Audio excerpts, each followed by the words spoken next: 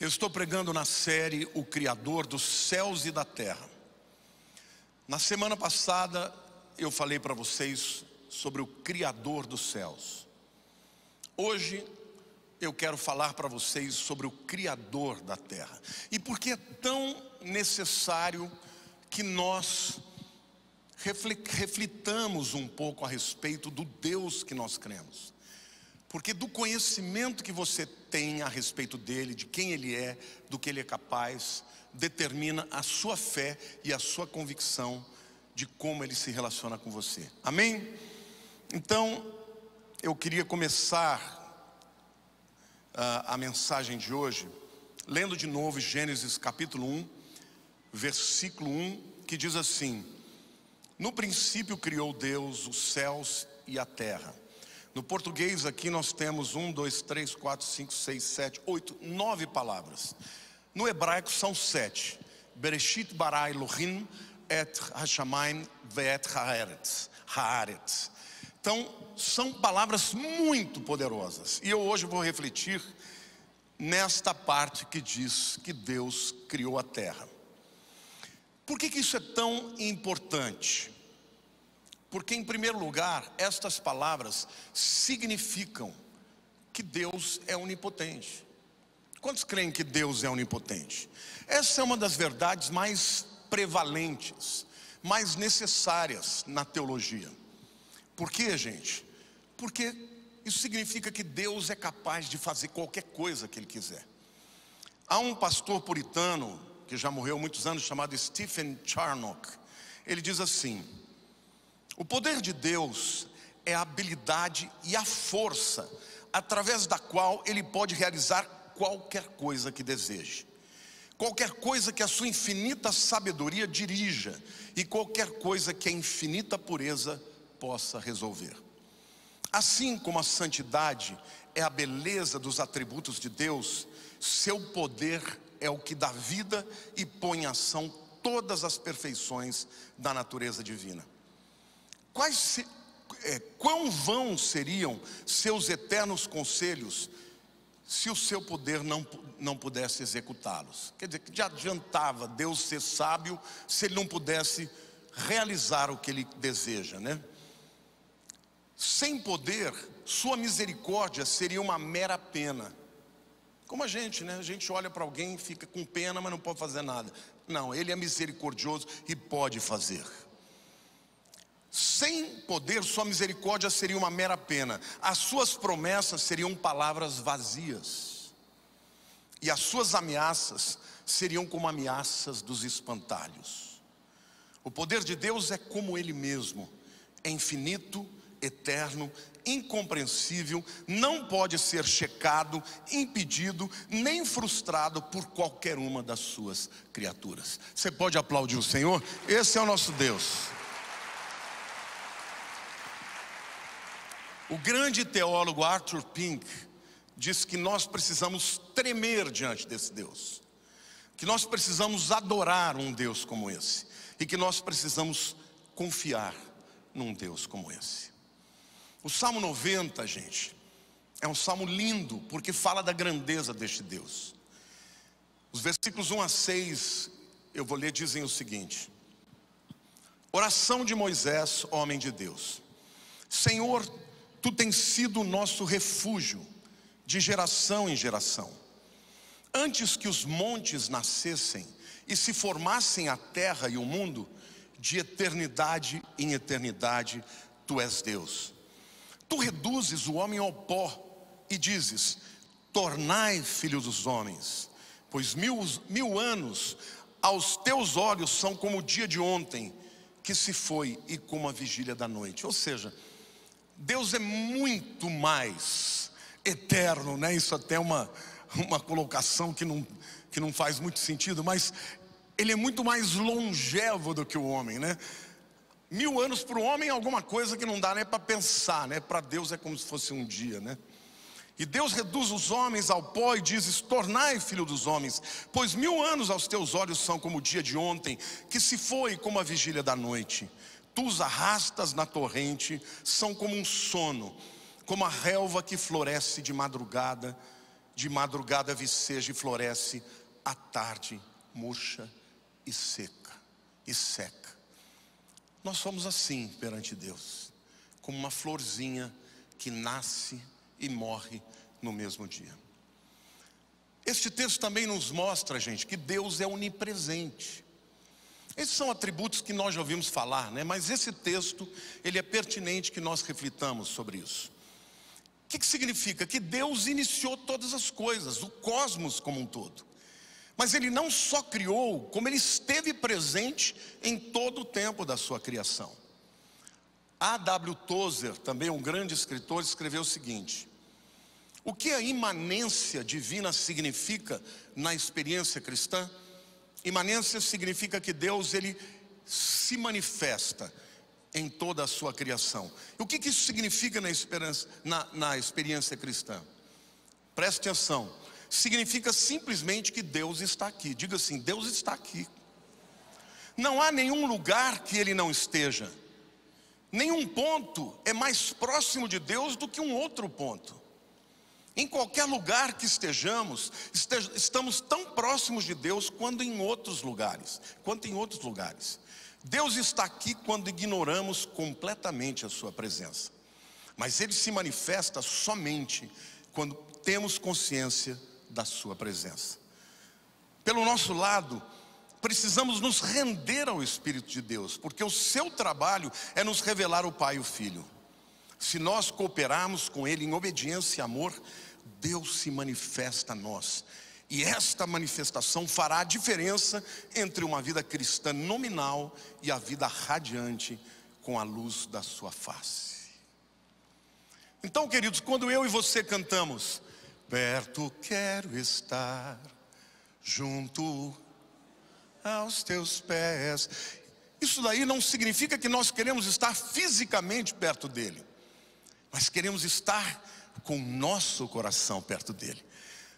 Porque, queridos, Deus, Ele é tão próximo de você quanto a sua alma. Deus é tão próximo de você quanto os segredos mais profundos. Deus, Ele está em todo lugar. E não é maravilhoso isso, gente? A palavra de Deus diz que Ele é o Altíssimo, que Ele habita no mais alto lugar, mas Ele também habita com contrito de espírito. Amém? Glória a Deus!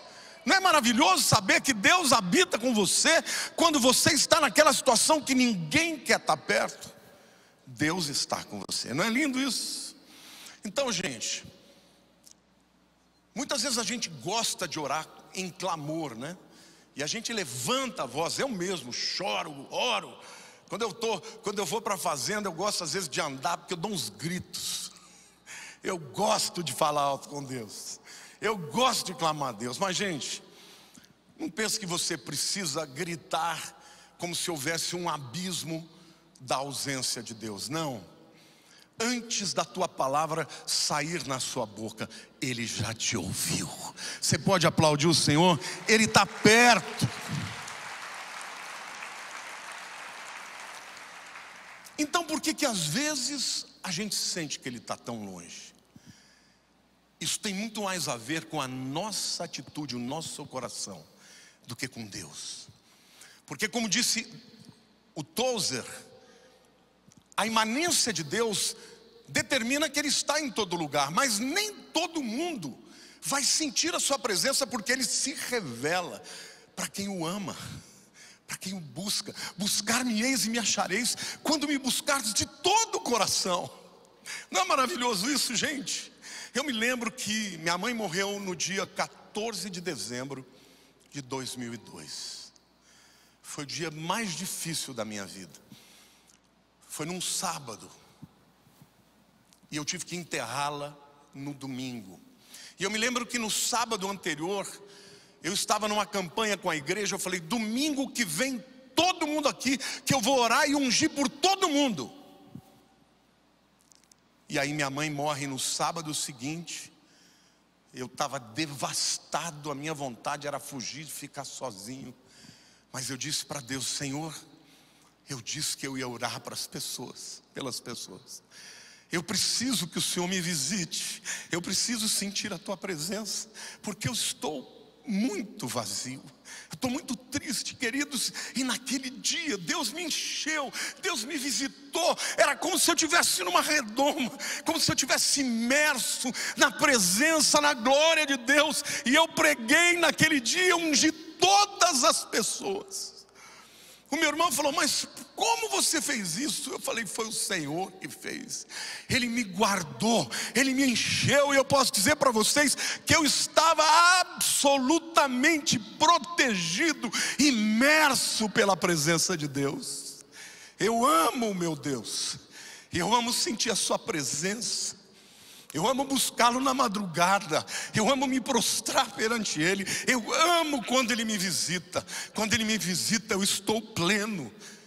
Então, meus queridos, eu quero dizer para você: para muitos Ele é só o Criador, mas para mim e para você Ele é o nosso Abba, é o papai, é aquele que quando você invoca Ele ouve, é aquele na presença de quem você pode entrar em qualquer momento e abrir o seu coração, porque Ele sempre estará lá para te entender.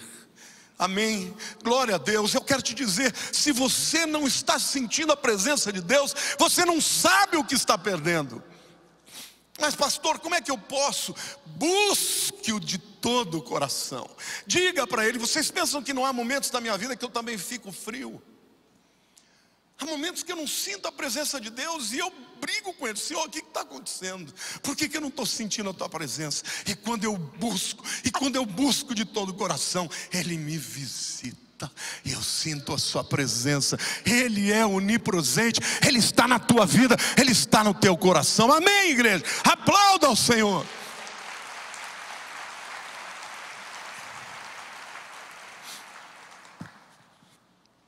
Esse Deus criou a terra. E eu queria que você agora refletisse comigo. E talvez você já tenha sentido esse sentimento que eu vou expressar aqui agora, ao olhar a terra ao redor. Você já olhou ao redor e viu algo tão belo que você falou: não, isso não pode ser, isso não pode ter vindo do nada, isso tem que ter um Deus que fez algo tão lindo. Já teve esse sentimento? É lindo, né? Eu quero citar aqui algumas coisas extraordinárias da terra que Deus criou. Você sabia que nas profundezas do oceano há correntes vulcânicas com águas muito quentes, com águas cheias de metal pesado, venenoso, e que ainda assim nesse bioma floresce a vida? Você sabia disso? Você sabia que no planeta Terra existem águas quase que congeladas no Ártico, de onde vem uma vida exuberante, um ciclo de vida maravilhoso, de animais que dependem um do outro e que podem viver naquelas condições inóspitas? Você sabia que nas areias do deserto, que você vê e não vê absolutamente nada, também explode a vida? Com seres que rastejam e que vivem debaixo da terra. Gente, o nosso Deus, Ele criou essa grande diversidade. Amém? Isso é assinatura da sua glória, do seu poder, irmãos. O nosso Deus criou a terra que vivemos.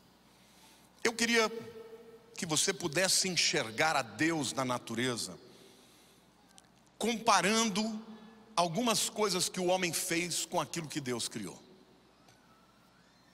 Em primeiro lugar, eu quero que você compare o ar-condicionado que os homens fizeram com o ar-condicionado divino. Eu sempre digo que o camarada que inventou o ar-condicionado teve uma revelação, porque eu vou te contar, é bom, né? Mas vocês sabiam que a colmeia das abelhas, ela mantém a temperatura interior necessária para a vida das abelhas em 34,4 graus. E ela consegue manter essa temperatura mesmo que fora esteja 15 graus para cima ou para baixo. A colmeia tem um sistema perfeito de ar-condicionado, muito superior ao ar-condicionado dos homens. Vamos comparar as máquinas humanas com a máquina divina. O seu coração, por exemplo, é uma máquina que bate 100.000 vezes por dia, durante 70, 80, 90, 100 anos. Que máquina humana dura tanto tempo assim? Não se compara. Eu quero comparar também o sonar feito pelo homem com o sonar de Deus. Vocês sabem, né, que os submarinos, eles utilizam do sonar que envia uma onda sonora, e essa onda sonora ela bate nos objetos sólidos e rebate e traz de volta, e no sonar você consegue ver inclusive a forma do obstáculo que está à frente do submarino, e dessa maneira ele pode viajar em lugares onde praticamente não se vê nada. Mas se você pensar nos morcegos, eles utilizam a mesma técnica do sonar, e eles conseguem voar à noite, quando não tem nenhuma luz, e fazer manobras incríveis, e enxergar pelo som, né? Não enxergar, mas ouvir o som de insetos dos quais eles se alimentam. Tudo que o homem faz, Deus já fez muito antes e muito melhor. E comparar os computadores humanos com o cérebro. Você sabia que o teu cérebro, ele tem linhas neurais mais numerosas do que todas as linhas telefônicas do mundo colocadas juntas? Todos os cabos que envolvem a telefonia mundial. O nosso cérebro é assim. O seu corpo tem aproximadamente 200.000 células de calor para detectar o calor. 500.000 células que detectam pressão, o toque. 3 a 4 milhões de células receptores de dor. Tudo isso ligados ao seu cérebro. Além disso, sinais do ouvido, dos olhos, do nariz, da língua, da pele e daí por diante.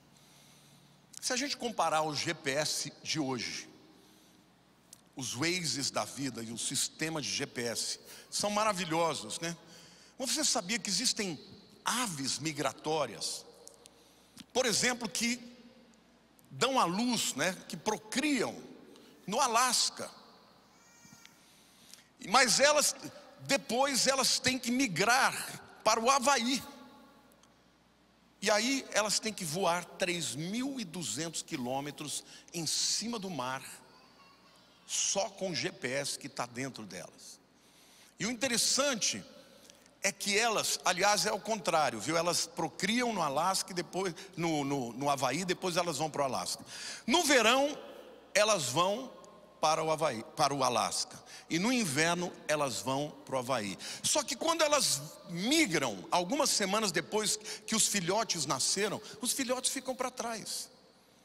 E eles chegam à maturidade sozinhos, e de repente, na hora certa, eles alçam voo e fazem o mesmo caminho que os seus pais fizeram, sem nunca ninguém ter lhes ensinado. Quem fez isso? Foi Deus. Eu estou dizendo isso tudo, gente, só para dizer para você, quem é o Deus que governa essa bagaça aqui? Quem é o Deus que é Senhor dos senhores? Eu quero que você confie nele e que você entregue o teu caminho a ele.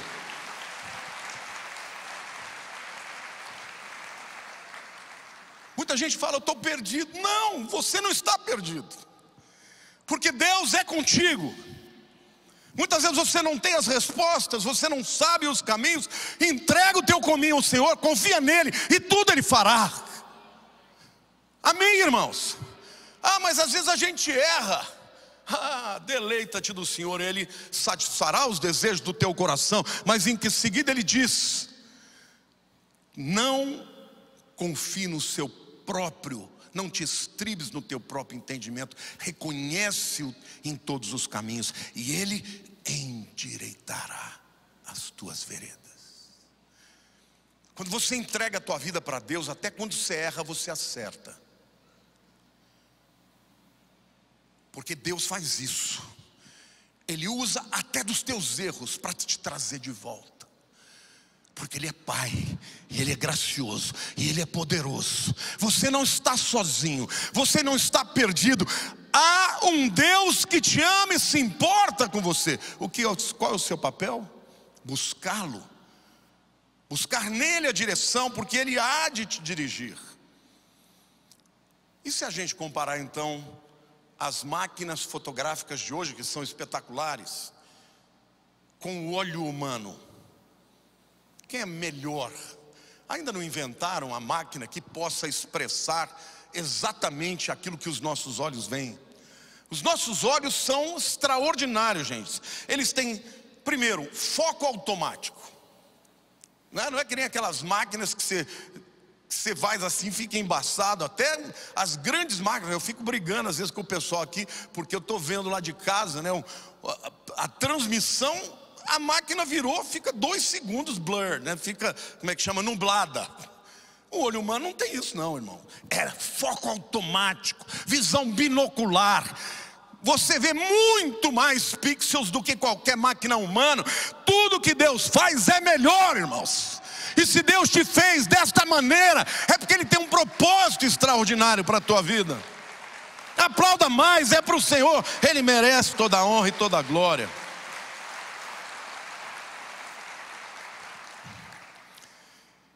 Em quinto lugar, eu quero dizer que Deus é o início da nova criação.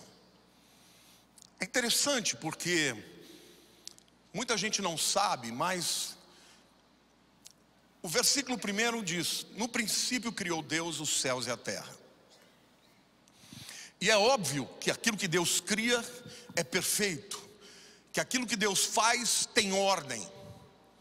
Mas quando chega o versículo 2, a nossa tradução diz: e a terra era sem forma e vazia. Mas essa não é a tradução correta do hebraico. No hebraico é: e a terra se tornou um caos. Versículo 2 fala de que algo aconteceu para que a terra que foi criada de maneira perfeita se tornou um caos. E os teólogos, na grande maioria esmagadora, acreditam que foi a rebelião de Lúcifer.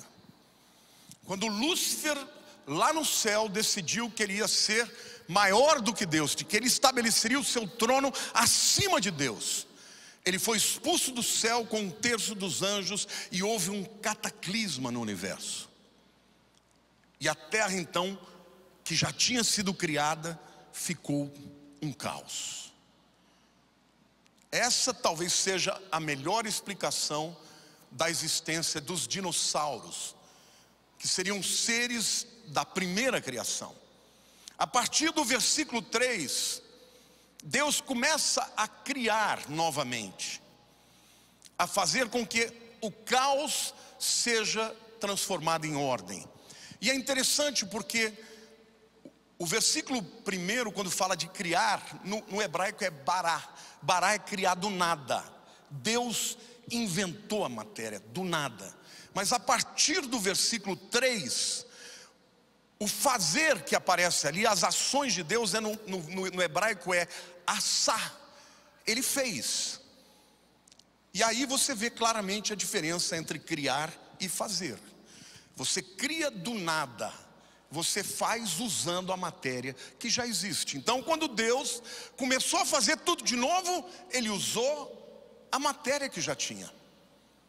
Então, essa é a razão porque você encontra fósseis desta primeira criação, que você encontra evidências e resquícios de uma criação anterior a esta criação que nós temos, que Gênesis relata de maneira tão poderosa. Mas uma coisa importante, gente, e aqui fazendo uma reflexão mais voltada para o lado espiritual. Deus, em primeiro lugar, Deus e não o homem, é a origem e o fim de tudo. Repita comigo: Deus e não o homem é a origem e o fim de tudo. O texto começa dizendo: no princípio, Deus. Por que eu estou falando isso? Porque nós estamos vivendo num tempo em que claramente as pessoas querem tirar Deus da equação. tirar Deus da história, tirar Deus das mentes das pessoas. Agora, esta é uma verdade fundamental da teologia, porque toda vez que o homem se afasta de Deus, o que acontece? O caos. Você olha ao redor e está vendo o mundo caminhando para o caos? Sim, por quê? Basicamente a resposta é porque está se afastando de Deus. Deus é o início de tudo e é o fim de tudo. Ele é a origem e é o destino, a razão e o motivo. Então na sua vida, meu querido, ainda que você não tenha todas as respostas, ainda que você não conheça todas as coisas, coloque Deus no centro da tua vida e Ele vai fazer com que a tua vida parta para longe do caos. E Deus, Ele vai restaurar a sua vida, a tua casa, a tua família, porque é assim que acontece todas as vezes que o homem decide fazer aquilo que Deus não disse que deveria. Ele caminha para o caos. Segunda reflexão que eu quero fazer aqui é que Deus é um Deus que recria sempre. Houve o cataclisma, a batalha com Lúcifer, a terra ficou um mess, né? Ficou completamente bagunçada, caótica. Mas Deus falou: não, a terra é minha, eu vou refazê-la. E a mesma coisa aconteceu na criação do homem. O homem pecou, foi morto espiritualmente, depois posteriormente fisicamente, mas Deus falou: não vai ficar assim, eu vou recriá-lo.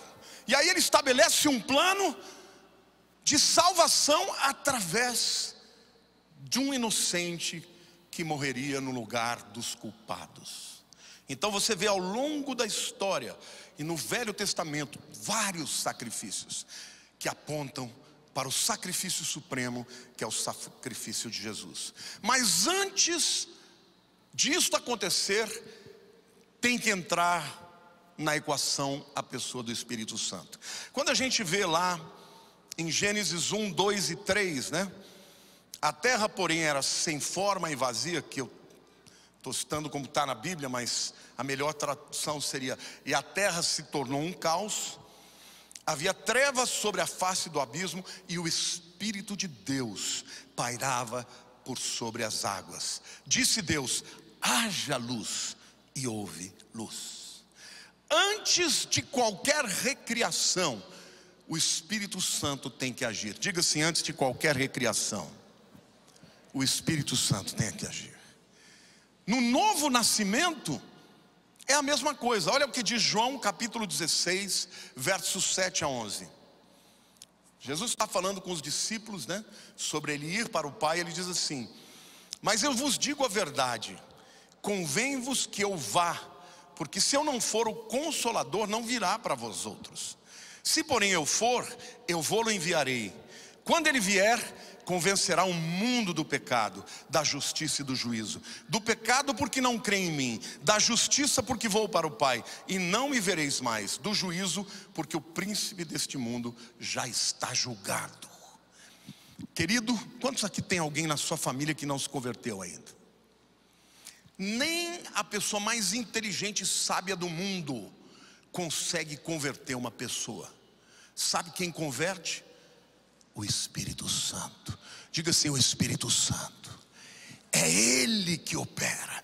Então eu quero te dizer, meu querido, se você tem um marido, que é aquele marido que te persegue por causa da tua fé, dobra o teu joelho e invoca a Deus e pede ao Espírito Santo que Ele opere, que Ele salve. E ninguém resiste ao Espírito Santo. Glória a Deus, irmãos. Glória a Deus, irmãos.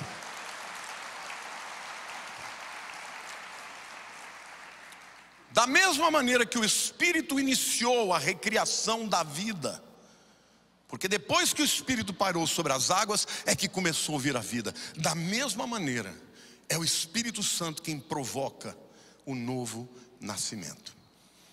Seguindo a atuação do Espírito Santo, vem a palavra de Deus. Na história da recriação é: haja luz e houve luz. A palavra determinou a criação. Na vida do novo nascimento é a mesma coisa. Então deixa eu dizer algo muito importante para vocês. Todos os falsos sistemas teológicos, todos, sem exceção, sempre começam no homem. Se você é um cristão verdadeiro que quer se aprofundar em Deus, você tem que rechaçar aquilo que é contra a Bíblia. Porque a palavra de Deus traz vida, e filosofias humanas passam, meus irmãos. Vocês sabem que no início do século XX, Voltaire dizia que em 100 anos a palavra de Deus, a Bíblia, ia estar extinta. Ele falou, é um livro obsoleto, não sobreviverá a este século. Voltaire morreu. Sabe o que aconteceu com a casa dele hoje? É o centro da sociedade bíblica. Produz Bíblias. Deus tem bom humor, meus irmãos. Toda mentira nasce primeiro no diabo, que é o pai da mentira, e em homens que têm por objetivo destruir a verdade. Mas passarão os céus e a terra, e as minhas palavras não passarão. Amém, igreja? Fundamente a tua Bíblia, a vida na Bíblia. Eu quero que você entenda que a Bíblia tem linguagem humana, sim. Ela foi endereçada aos ouvidos humanos, sim. Foi escrita por mãos humanas, sim. Mas tem a sua origem em Deus. 2 Pedro 1:21 diz assim: porque nunca jamais qualquer profecia dada por vontade humana foi dada por vontade humana. Entretanto, homens santos falaram da parte de Deus, movidos pelo Espírito Santo. Quando o Espírito se une à palavra, à vida, à criação, à exuberância, a progresso. A palavra tem poder, irmãos. Eu cresci ouvindo de todo mundo ao meu redor que eu ia ser alguém destrutivo. Meus professores, na 4ª série, eu entrei com 5 anos no primeiro ano. Na 4ª série, com 8 anos de idade, o meu professor falou, esse menino não vai mais entrar na minha sala, quis me expulsar. E se não fosse a minha mãe ir lá fazer um fuá, né? Porque em italiano é assim, não mexe com a gente. E ela foi lá e ele teve que me aguentar. Mas eu cresci ouvindo todo mundo dizer assim. Mas um dia o Espírito Santo entrou na minha vida, e a palavra de Deus entrou na minha vida, e aquilo que parecia morte se tornou vida. Então, meu querido, eu quero dizer, a palavra de Deus é capaz de fazer aquilo que o homem não pode fazer. Se você tem algo impossível na sua vida, pregue a palavra, creia a palavra, ore pelos seus filhos, e Deus vai fazer uma obra completa.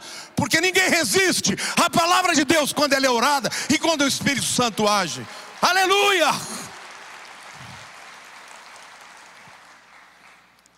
Então quem faz a obra é o Espírito, através da palavra. A alma é salva, se arrepende, crê, serve ao Senhor. Mas o início do novo nascimento também vem em Deus, porque é Ele quem nos escolhe. E eu quero ler para vocês aqui Efésios capítulo 1, verso 4 a 7. Eu quero que você leia esse texto pensando em você. Assim como nos escolheu nele, antes da fundação do mundo, para sermos santos e irrepreensíveis perante Ele, e em amor nos predestinou para Ele, para a adoção de filhos, por meio de Jesus Cristo, segundo o beneplácito da sua vontade, para o louvor da glória da sua graça, que Ele nos concedeu gratuitamente no amado, no qual temos a redenção, pelo seu sangue, a remissão dos pecados, segundo a riqueza da sua graça. Houve um dia na história que você falou sim para Deus. Quantos aqui já falaram sim para Jesus? Mas eu quero dizer para você que na eternidade Deus já tinha visto alguma coisa e disse assim: aquele menino aquela menina, aquele senhor, aquela senhora é meu. Ele vai se converter, porque eu vou persegui-lo até que ele se renda a mim.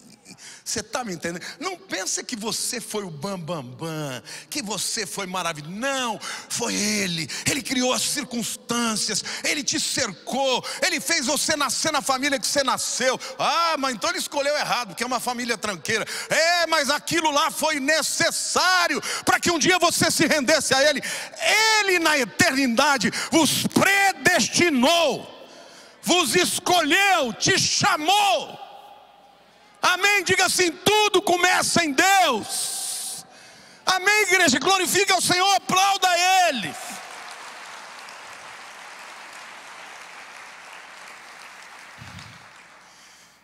Queridos, Deus é o Criador dos céus e da terra. Você entende o que é soberania?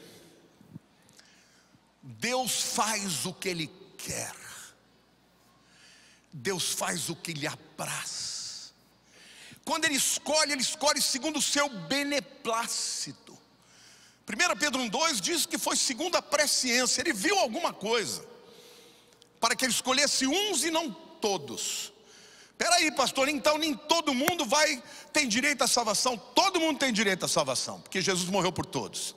Mas que Deus viu alguma coisa lá na eternidade e falou: eu vou escolher esse aqui, eu vou escolher esse aqui. E como Spurgeon dizia, Spurgeon quando fazia pregações, ele falava: se você tiver escolhido, você vai aceitar.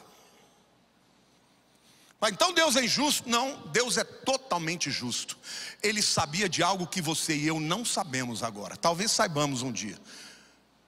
Por que que Ele me escolheu? Eu não sei, mas Ele me escolheu. Você pode olhar para a pessoa do teu lado e dizer: eu não sei porque Ele me escolheu, mas Ele me escolheu. E porque escolheu, você disse sim. Mas então quer dizer, pastor, que eu sou um robô? Claro que não. Claro que não, Deus já sabia. E Ele criou tudo aquilo que era necessário para que você ouvisse a palavra, para que o Espírito te fizesse entender que você é um pecador. E isso tudo aconteceu lá na eternidade. Por que eu estou dizendo isso? Se Deus não poupou o seu próprio Filho, não nos dará juntamente com Ele todas as outras coisas? Você está com medo do futuro? O Senhor dos Senhores é teu Pai. Você está com medo do Apocalipse? Não, meu irmão, no Apocalipse a sua igreja é protegida, é arrebatada. No Apocalipse a sua igreja virá gloriosa para reinar com o Senhor. Amém, igreja? Então é tempo da igreja se levantar vitoriosa, firme nas promessas, porque as promessas de Deus não podem ser revogadas. O texto que eu comecei lendo, dizendo que se Deus não fosse onipotente, as suas promessas seriam vazias, as suas ameaças como um espantalho, porque espantalho fica no meio da plantação para espantar, os bichos, mas não faz nada, porque ele é só um espantalho. Mas o que Deus fala, Ele cumpre, porque Deus é Deus Todo-Poderoso, Ele cuida dos seus. Então você, pai que está me vendo, você, mãe, há promessas de Deus para a sua família. Crê no Senhor Jesus e tu e tua casa serão salvos. Não desista, continue orando, porque tem uma promessa de Deus que diz assim: todas quantas são as promessas de Deus, tem nele o sim e por ele amém, para a glória de Deus por nosso intermédio. Quando você ora em cima de uma promessa, meu irmão, não tem como Deus dizer não. Ele vai dizer sim. Todas, repita comigo, todas. Quantas são as promessas de Deus?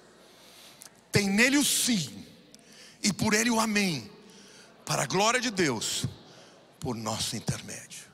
Você tem que fazer parte disso, porque a promessa está feita, mas a apropriação dela é sua. A vontade de Deus para a tua vida é que você seja luz do mundo e sal da terra. A vontade de Deus para a tua vida é que você seja mais do que vencedor. A vontade de Deus para a tua vida é que você possa glorificar o nome dEle e envergonhar o império das trevas. E eu quero terminar esta palavra lendo Efésios capítulo 1, versos 5 a 10.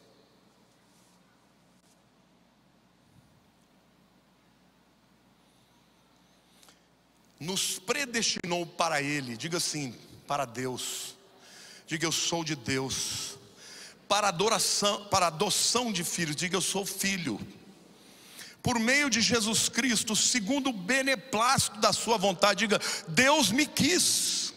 Gente, tem gente que foi abandonada, filhos que foram deixados na porta, mas ainda que os pais humanos façam isso, Deus te escolheu, Ele te criou, e Ele tem um chamado para você, em primeiro lugar, através de Jesus, para te tornar um adotado, para louvor e glória da sua graça. Você não foi criado para ser uma tranqueira, você foi criado para que quando você ande nesta terra, as pessoas olhem e falam, o que é isso? Que favor é esse? Que graça é essa?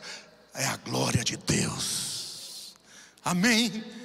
A tua história, a tua vida não depende das circunstâncias. As circunstâncias são determinadas por uma série de elementos no mundo natural, mas você vive e adora um Deus sobrenatural. E aí diz, para louvor da glória da sua graça, que Ele nos concedeu gratuitamente no amado.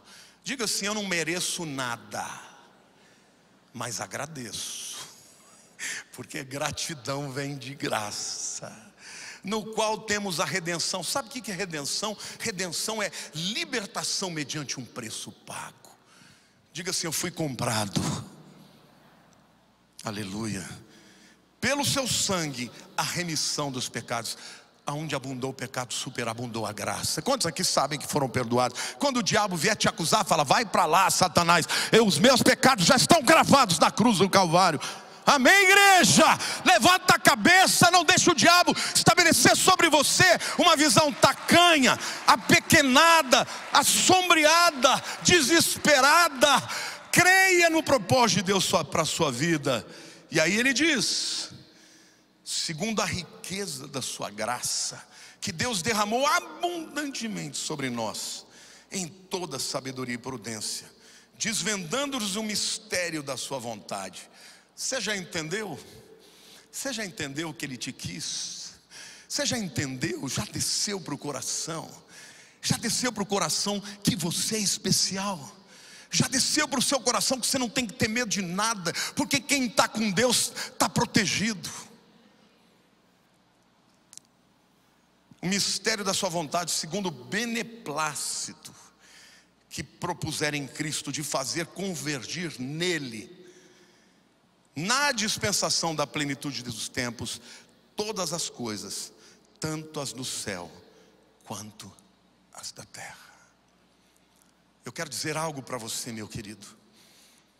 Tudo que está acontecendo na história, o livro de Apocalipse fala, Jesus fala sobre isso.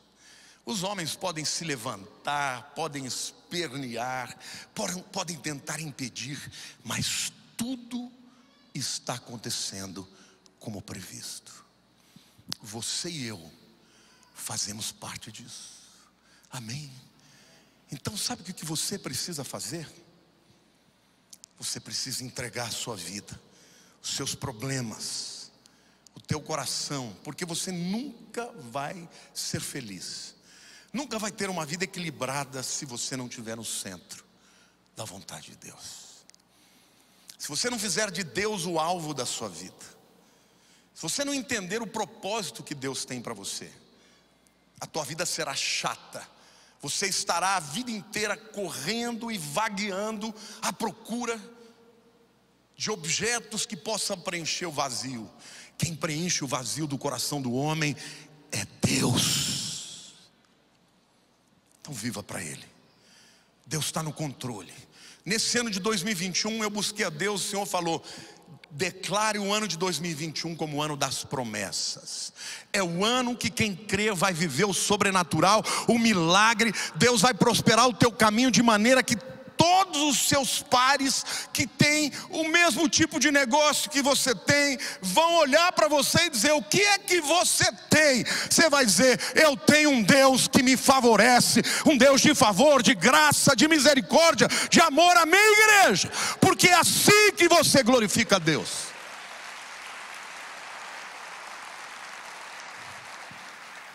Este é o propósito de Deus para a igreja de Cristo. Porque a igreja precisa ser um farol que aponte para o Senhor. As respostas, eu observo muito a tendência humana, né? Uma tendência de tribalismo, né? De nós contra eles. Os progressistas contra os conservadores, a direita contra a esquerda. Meus queridos, vocês acham que o que vai dar solução para esse mundo é direita ou esquerda? É uma visão progressista ou conservadora? Quem tem a solução para este mundo é o Rei dos Reis, é Jesus, o nosso Senhor. É Ele que nós devemos crer, a glória é dEle. E Deus quer usar a sua igreja como um povo profético, um povo favorecido, um povo que se destaca, porque todas quantas são as promessas de Deus, e a promessa de Deus se confunde com o seu propósito. A promessa de Deus, na verdade, é o instrumento através do qual Deus realiza o seu propósito. Todas as promessas de Deus, e você tem que conhecê-las. Porque se você não conhecer, é como ter dinheiro no banco e não saber a conta para tirar. Todas quantas são as promessas de Deus, tem nele o sim, e por ele é o amém, para a glória de Deus, por nosso intermédio. Nesse mundo, ou você será instrumento de glória para Deus, ou de vergonha. Ou você será um profeta da luz ou das trevas. A escolha é tua. O Deus em quem cremos é todo-poderoso, misericordioso, gracioso. E Ele vai realizar os seus propósitos, comigo ou a despeito de mim, com você ou a despeito de você. De que lado você vai estar? Dos vencedores ou dos perdedores? Eu queria que você fechasse seus olhos agora.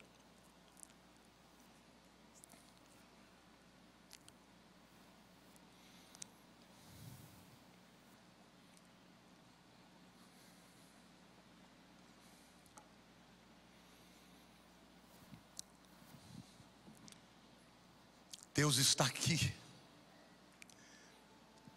porque Ele está em todo lugar.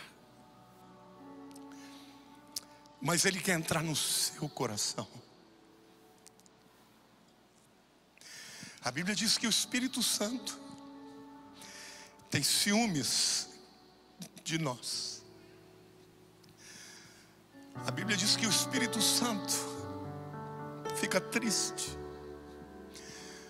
quando nós colocamos o nosso amor em algo mais do que nele. Mas ainda assim Ele não nos abandona. Ele pode ficar entristecido, Ele pode até ficar apagado, mas se houver um pedido sincero de Senhor, me perdoa, Ele vai se mover na tua vida, vai se mover na tua história, no teu coração.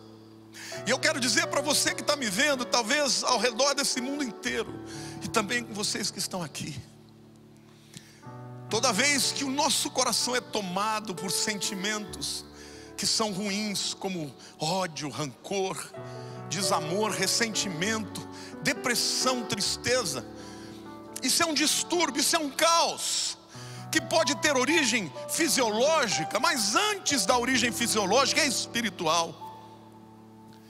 E o máximo que os homens podem te dar é um paliativo, um remédio para amainar a dor. Mas o Espírito de Deus é vida. Ele trouxe vida ao caos. E hoje Ele está dizendo para você que Ele é capaz de se mover em você. Senhor Deus, eu te peço agora, Espírito Santo, vem falar com esse povo. Se houver alguém aqui, Senhor, amarrado por dores, por sentimentos, se houver alguém aqui, Senhor, que não teve uma experiência verdadeira contigo como Senhor e Salvador, Jesus, que o teu Espírito convença agora, e que esta vida se renda ao Senhor. Por isso eu quero começar a orar por você que está aqui presente, mas também por você que está me vendo pela internet.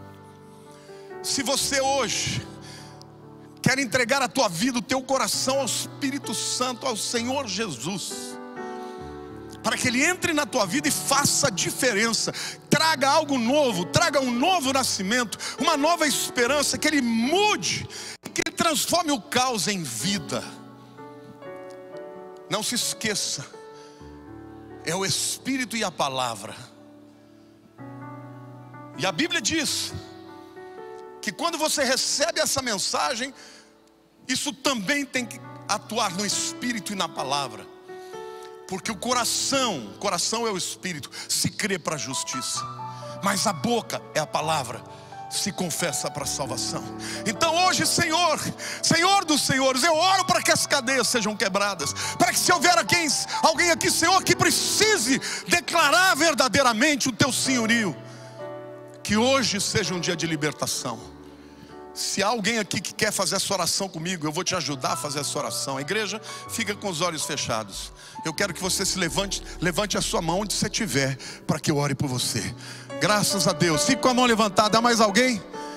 Graças a Deus ali também. Graças a Deus. Há mais alguém aqui? Graças a Deus.